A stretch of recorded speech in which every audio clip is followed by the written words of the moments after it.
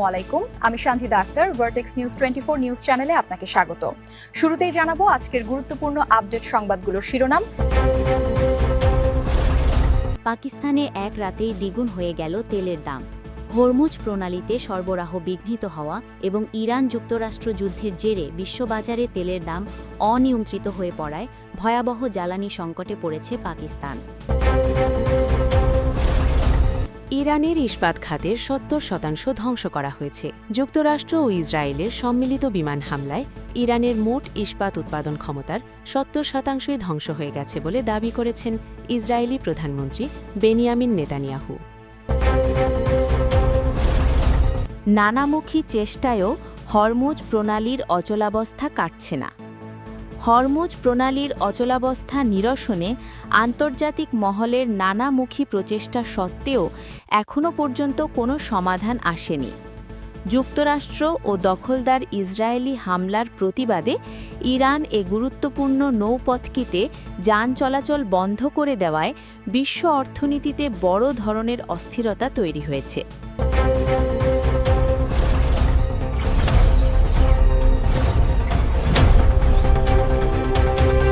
চাইলে খুব সহজেই হরমুজ প্রণালী চালু করতে পারি। ট্রাম্প।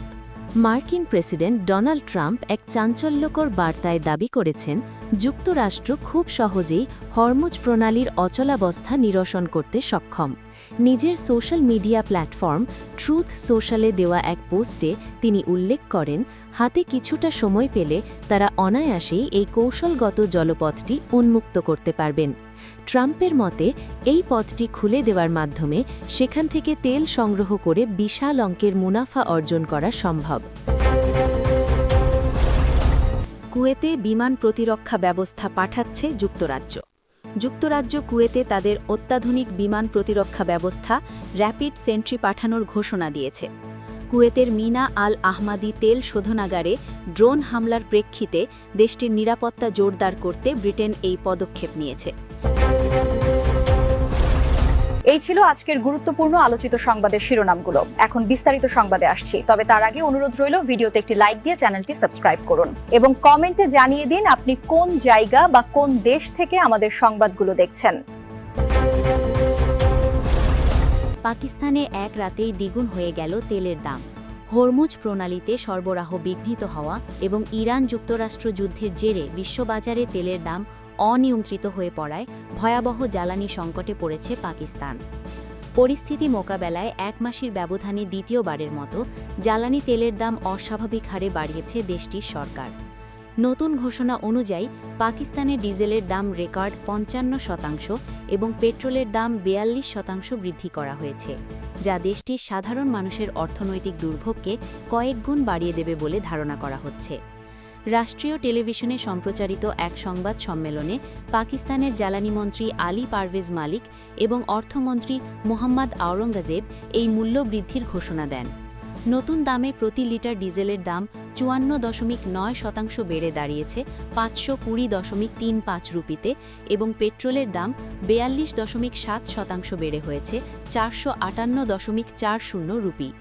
এছাড়া কেরোসিন তেলের দাম লিটার প্রতি ৩৪.০৮ রুপি বাড়িয়ে ৪৫৭.৮০ রুপি নির্ধারণ করা হয়েছে। এই নতুন হার ঘোষণার পরপরই সারা দেশে কার্যকর হয়েছে। জ্বালানি মন্ত্রী আলী পারভেজ মালিক এই মূল্য বৃদ্ধিকে একটি অনিবার্য সিদ্ধান্ত হিসেবে অভিহিত করেছেন। তিনি জানান, ইরান ও যুক্তরাষ্ট্রের মধ্যে চলমান যুদ্ধের কারণে আন্তর্জাতিক বাজারে তেলের সরবরাহ ব্যবস্থা ভেঙে পড়েছে এবং দাম নিয়ন্ত্রণের বাইরে চলে গেছে। ফলে বিশ্ববাজারের এই বাড়তি মূল্যের বোঝা ভোক্তাদের ওপর চাপিয়ে দেওয়া ছাড়া সরকারের কাছে আর কোনো বিকল্প ছিল না। তিনি আরও উল্লেখ করেন, গত কয়েক সপ্তাহে সাধারণ মানুষকে সুরক্ষা দিতে সরকার প্রায় ১২৯ বিলিয়ন রুপি ভর্তুকি দিয়েছে, কিন্তু বর্তমান বৈশ্বিক পরিস্থিতিতে অনির্দিষ্টকালের জন্য এই বিশাল ভর্তুকি চালিয়ে যাওয়া সম্ভব নয়। মূলত আমদানিকৃত তেলের ওপর মাত্রাতিরিক্ত নির্ভরশীলতাই পাকিস্তানের এই সংকটের মূল কারণ। বিশেষ করে সৌদি আরব ও সংযুক্ত আরব আমিরাত থেকে তেল আমদানির ক্ষেত্রে হরমুজ প্রণালী ব্যবহার করা হয়, যা বর্তমানে যুদ্ধের কারণে চরম ঝুঁকিতে রয়েছে। সরবরাহ ঘাটতির ফলে আন্তর্জাতিক বাজারে তেলের দাম হু হু করে বাড়ছে, যার সরাসরি প্রভাব পড়ছে পাকিস্তানের ভঙ্গুর অর্থনীতিতে। তবে এই সংকটের মাঝে নিম্নবিত্তদের সুরক্ষা দিতে কিছু সুনির্দিষ্ট পদক্ষেপের কথা জানিয়েছেন অর্থমন্ত্রী মোহাম্মদ আওরঙ্গজেব। তিনি জানান, সরকার এখন ঢালাও ভর্তুকির পরিবর্তে টার্গেটেড বা লক্ষ্যভিত্তিক সহায়তা প্রদান করবে।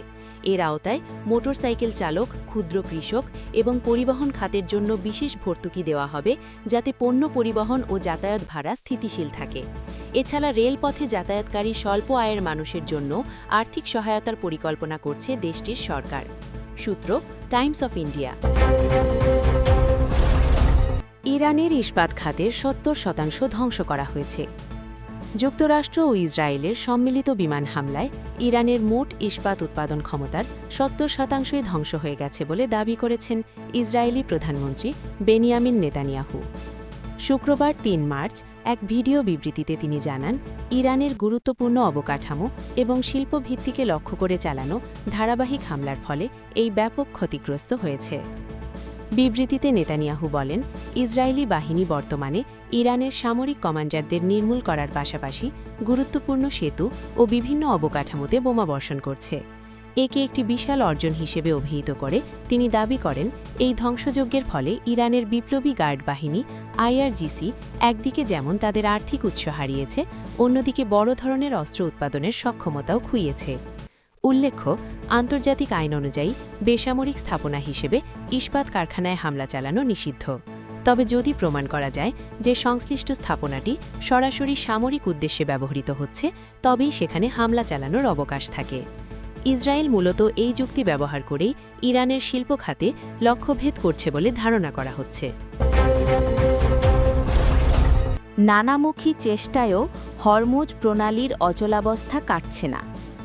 হরমুজ প্রণালীর অচলাবস্থা নিরসনে আন্তর্জাতিক মহলের নানামুখী প্রচেষ্টা সত্ত্বেও এখনও পর্যন্ত কোনো সমাধান আসেনি। যুক্তরাষ্ট্র ও দখলদার ইসরায়েলি হামলার প্রতিবাদে ইরান এ গুরুত্বপূর্ণ নৌপথটিতে যান চলাচল বন্ধ করে দেওয়ায় বিশ্ব অর্থনীতিতে বড় ধরনের অস্থিরতা তৈরি হয়েছে।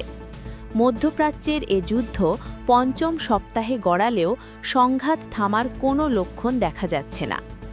ইরানের পররাষ্ট্রমন্ত্রী আব্বাস আরাগচ্চি এক কড়া বার্তায় জানিয়েছেন, হরমুজ প্রণালী নিয়ে জাতিসংঘ নিরাপত্তা পরিষদে কোনো ধরনের উস্কানিমূলক পদক্ষেপ পরিস্থিতিকে আরও জটিল করে তুলবে। আজ শুক্রবার ৩ এপ্রিল নিরাপত্তা পরিষদে হরমুজ প্রণালীতে জাহাজ চলাচলের সুরক্ষায় একটি বিশেষ বাহিনী মোতায়েনের খসড়া প্রস্তাব নিয়ে ভোটাভুটির কথা ছিল। তবে শেষ মুহূর্তে সেই ভোট স্থগিত করা হয় এবং পরবর্তী কোনো তারিখ ঘোষণা করা হয়নি। বাহরিনের উত্থাপিত এ খসড়া প্রস্তাবে ইরানি হামলা থেকে বাণিজ্যিক জাহাজ রক্ষা করতে প্রতিরক্ষামূলক শক্তি ব্যবহারের অনুমতি চাওয়া হয়েছিল, যা যুক্তরাষ্ট্র এবং উপসাগরীয় দেশগুলোর সমর্থন পেয়েছে। রাশিয়া, ফ্রান্স এবং চীনের মতো সদস্য দেশগুলোর আপত্তির মুখে খসড়া প্রস্তাবটিতে বেশ কিছু পরিবর্তন আনা হয়েছে। সবশেষ সংশোধিত খসড়া অনুযায়ী সদস্য রাষ্ট্রগুলো এককভাবে বা বহুজাতিক অংশীদারিত্বের মাধ্যমে আন্তর্জাতিক নৌপথের নিরাপত্তা নিশ্চিত করতে প্রয়োজনীয় প্রতিরক্ষামূলক ব্যবস্থা গ্রহণ করতে পারবে। এ পদক্ষেপ অন্তত ৬ মাসের জন্য কার্যকর করার প্রস্তাব দেওয়া হয়েছে। যদিও এতে জাতিসংঘ সনদের ৭ম অধ্যায়ের সরাসরি উল্লেখ বাদ দেওয়া হয়েছে, যা বিশ্ব শান্তি রক্ষায় সশস্ত্র শক্তি ব্যবহারের অনুমতি দেয়। এদিকে গতকাল বৃহস্পতিবার ২ এপ্রিল যুক্তরাজ্যের নেতৃত্বে প্রায় ৪০টি দেশের অংশগ্রহণে হরমুজ সংকট নিয়ে একটি উচ্চ পর্যায়ের বৈঠক হয়। ওই বৈঠক থেকে অবিলম্বে এবং কোনো শর্ত ছাড়াই এ হরমুজ প্রণালী খুলে দেওয়ার দাবি জানানো হলেও কার্যকর কোনো সাফল্য আসেনি।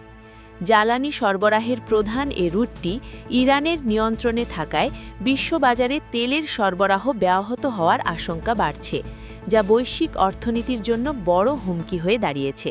সূত্র, হুরিয়েত ডেইলি নিউজ। চাইলে খুব সহজেই হরমুজ প্রণালী চালু করতে পারি। ট্রাম্প। মার্কিন প্রেসিডেন্ট ডোনাল্ড ট্রাম্প এক চাঞ্চল্যকর বার্তায় দাবি করেছেন, যুক্তরাষ্ট্র খুব সহজেই হরমুজ প্রণালীর অচলাবস্থা নিরসন করতে সক্ষম। নিজের সোশ্যাল মিডিয়া প্ল্যাটফর্ম ট্রুথ সোশ্যালে দেওয়া এক পোস্টে তিনি উল্লেখ করেন, হাতে কিছুটা সময় পেলে তারা অনায়াসেই এই কৌশলগত জলপথটি উন্মুক্ত করতে পারবেন। ট্রাম্পের মতে এই পথটি খুলে দেওয়ার মাধ্যমে সেখান থেকে তেল সংগ্রহ করে বিশাল অঙ্কের মুনাফা অর্জন করা সম্ভব।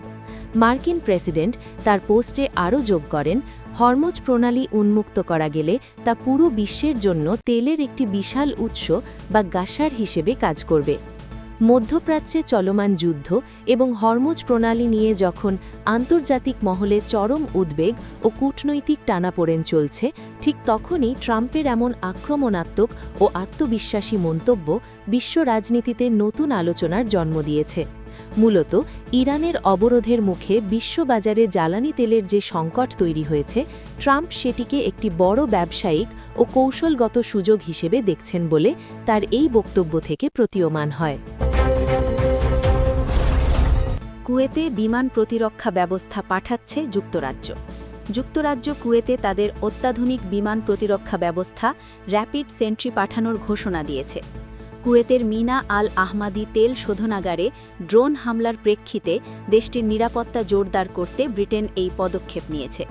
ব্রিটিশ প্রধানমন্ত্রী কিয়ার স্টারমার এবং কুয়েতের আমির শেখ মিশাল আল আহমাদ আল সাবাহার মধ্যে এক ফোনালাপের পর এই প্রতিরক্ষা ব্যবস্থা মোতায়েনের সিদ্ধান্ত জানানো হয়। ফোনালাপের সময় প্রধানমন্ত্রী স্টারমার কুয়েতের তেল শোধনাগারে গতরাতের বেপরোয়া ড্রোন হামলার তীব্র নিন্দা জানান।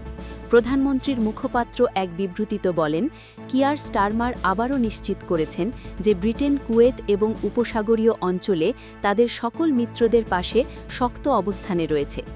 এই অঞ্চলের নিরাপত্তা স্থিতিশীল রাখতে এবং সম্ভাব্য আকাশপথের হুমকি মোকাবেলায় র্যাপিড সেন্ট্রি সিস্টেমটি গুরুত্বপূর্ণ ভূমিকা পালন করবে বলে আশা করা হচ্ছে। মূলত ইরানের ক্রমবর্ধমান ড্রোন ও মিসাইল হামলার মুখে কুয়েতের কৌশলগত স্থাপনাগুলোর সুরক্ষা নিশ্চিত করতেই এই জরুরি সামরিক সহায়তা দিচ্ছে যুক্তরাজ্য। সূত্র আল জাজিরা।